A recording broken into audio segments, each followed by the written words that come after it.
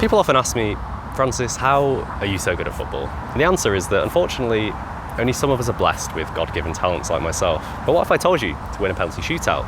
The answer is actually all up here. So let's come home and unpack the psychology of the penalty shootout. By the way, everything we're going to talk about here is based on actual academic studies. Most of them are by a professor called Geir Jordet. I'm sure I've butchered that name. He is a sports psychologist based in Norway, and with his team he's analysed literally every single penalty shootout from 1976 until today in the World Cup, European Championship and Champions League. What did they find? Much like my personality, most of this video is going to be about anxiety. In this study, 10 players who participated in a penalty shootout in Euro 2004 were interviewed and asked to recall their experience. As you might imagine, they had a range of different emotions, both positive and negative, but the most significant one they had in common, anxiety. It's even been studied at what point anxiety is highest in a penalty shootout. Out of extra time finishing, being in the centre circle, walking up to the ball and taking a shot, the most anxiety actually occurs in the centre circle. So although it's terrifying, perhaps the very act of movement while you're walking to the ball allows you to get out of your head at least a little before taking the shot. Regardless of where the anxiety occurs, it clearly has a massive effect on the actual penalty. Attacking players do score more than defenders, which implies that shooting skill still plays some sort of role, but anxiety about the situation can definitely trump this. Players generally miss more shots later in the shootout when the pressure is higher. When a player needs to score to instantly win a match, they score 92% of the time. But when a player needs to score to avoid instantly losing a match, their success rate goes down to 62%. And forget about superstars. After players win a prestigious individual award, they score around 65% of their shots. But the same players, before receiving their award, score 89% of their penalties. Having a GOAT in your team might not actually be that helpful.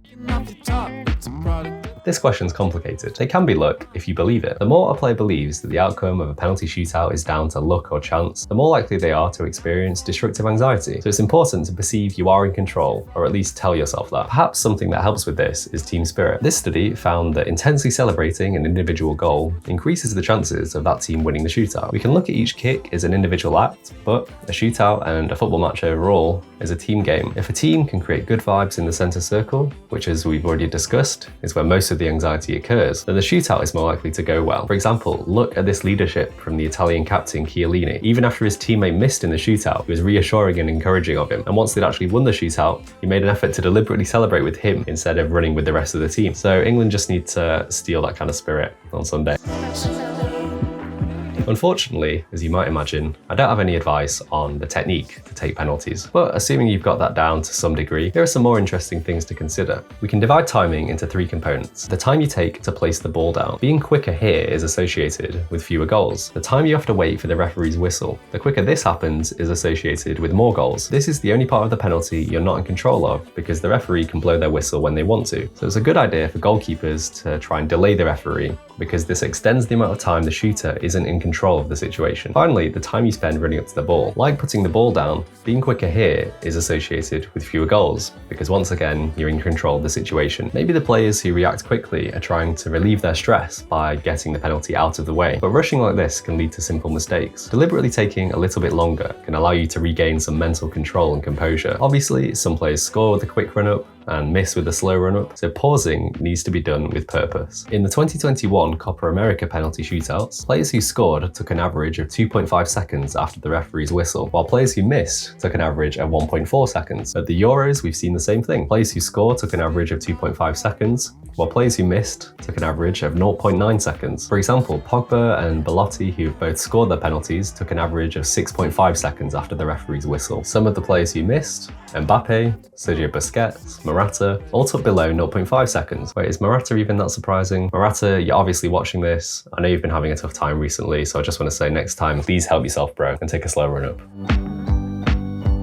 Penalty shootouts are normally taken in an ABAB format. One team goes, then the other, then back to the first team, and so on. In this format, the team going first wins 60% of the time, the team going second only 40%. So the fact there's a statistically significant difference here suggests there is an unfair advantage to the first team built into the system. We can link this to what we've already been discussing. The second team is more likely to have more penalties that could result in an immediate loss, which we know creates more mental pressure. On the other hand, if we look at a tennis tiebreak, it doesn't matter whether you serve first or second, you're just as likely to win either way. Why is this? Serving in a tiebreak uses an ABBA format. The first player serves for 1 point, the second serves for 2, first serves for another 2, and so on. When this system is applied to penalty shootouts in football, it also results in much closer to a 50-50 win rate. Well, actually, there's another method in this study called the alternating catch-up system, which is even fairer, but a lot more complicated. The catch-up system goes AB, BA, unless in a given round, the first team misses and the second team scores. For example, if it's AB, A misses and B scores, the next round isn't BA, it's still AB, because this allows A chance to catch up. The alternating catch-up rule means that if A kicks first in the penalty shootout, and it ends up going to sudden death over 5 penalties, B has the first kick at the start of sudden death. But aside from that, the catch-up system takes place. So now you could have a shootout sequence that goes like this. That is a bit crazy. Apparently, this is even closer to a 50-50 win rate, but this is a bit complicated to wrap our tiny football fan brains around. So for now, let's just aim for more AB-BA shootouts. And as long as we have the AB-AB system, just always aim to go first. Don't be like Bruno Fernandes in the Europa League final this year, who won the coin toss for the penalty shootout and chose to go second.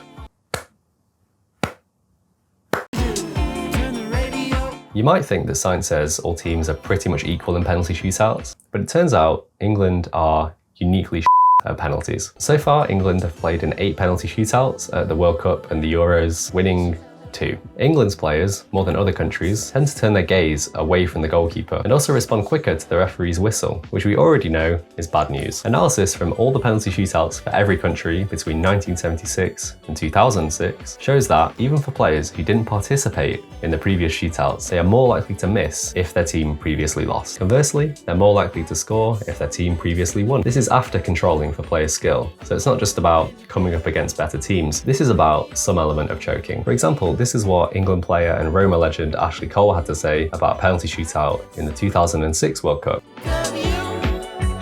So basically, if you're going to play for England, try and live under a rock and not learn anything about their previous penalty shootouts. It's for the best. And on this note, a final piece of very practical advice. Players who are older than 23 tend to score less, so try and be as young as you can. But overall, that's about it for today. We've unpacked the psychology of the penalty shootout. Even if there isn't a penalty shootout in the Euro 2020 final tomorrow, my prediction is that you can come back here in 2030 when England are in a penalty shootout at the World Cup and see how well this advice has aged. If you're new to the channel, I upload videos every week about psychology and self-improvement. I keep forgetting to ask this, but make sure you turn notifications on so you never miss an upload, and I'll see you next week with another one.